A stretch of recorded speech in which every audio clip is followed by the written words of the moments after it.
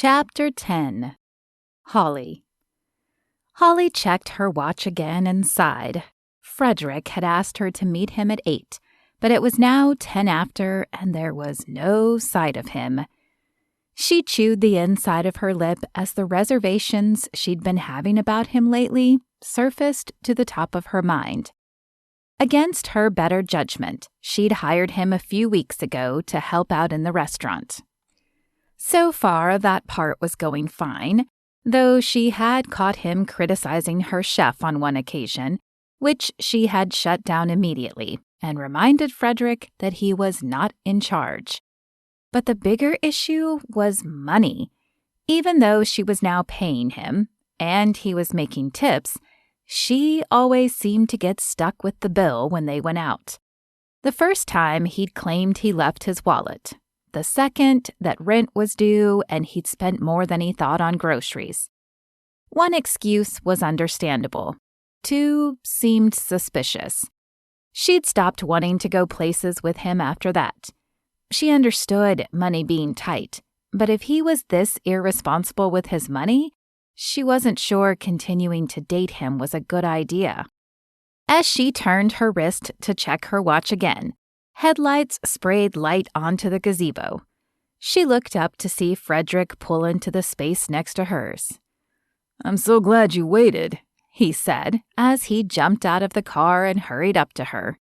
"I was just about to leave." Holly forced herself to temper the anger in her voice.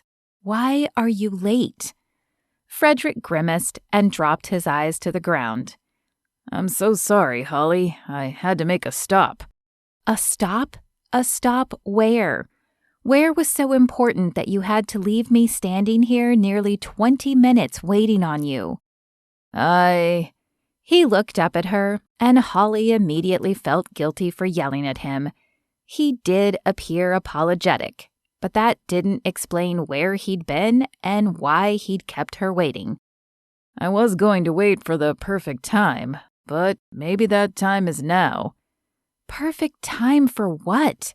He wasn't making any sense, and it was driving her crazy. Holly closed her eyes to compose her thoughts and took a deep breath.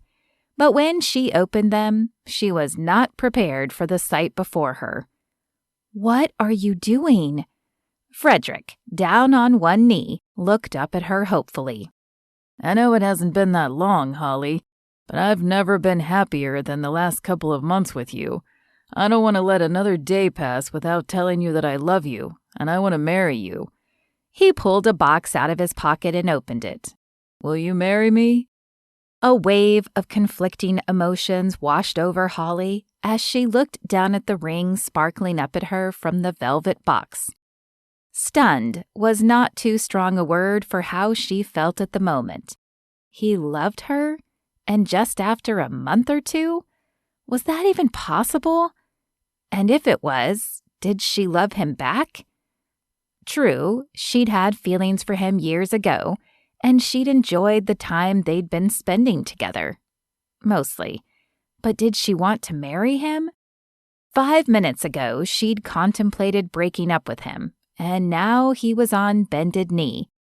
But what did that mean? Could this explain his lack of money recently? "I really am sorry I was late, Holly. I stopped at the jewelry store to get the ring, but there was only one person working and I had to wait."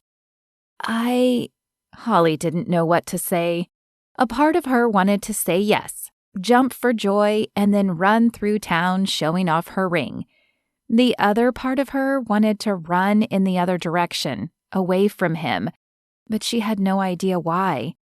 "I know I've been making you foot the bill recently," Frederick continued, as if sensing her hesitation. "But it was so I could afford the kind of ring you deserve. Please, Holly, will you make me the happiest man alive?" Holly stared at the ring. The sun was low behind the mountains, but the lights from the streetlights still caused it to sparkle and glisten at her. She could only imagine how beautiful it would be in the daylight. But this proposal felt wrong. Rushed. Still, what did the proposal really matter in the grand scheme of things? The marriage was what was more important. Could she see herself married to Frederick?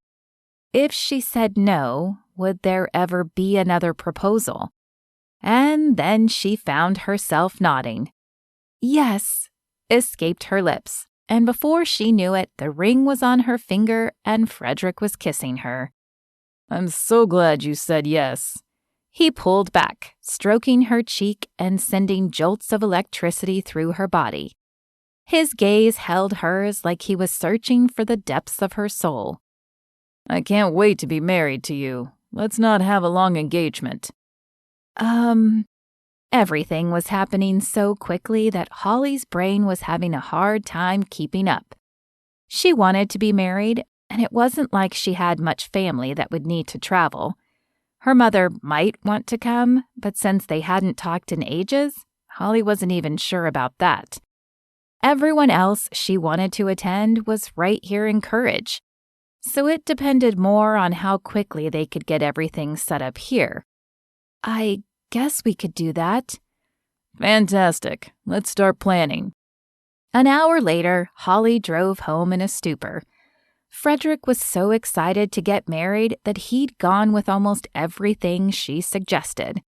His eagerness was contagious and definitely made Holly feel loved and wanted, but it also felt fast.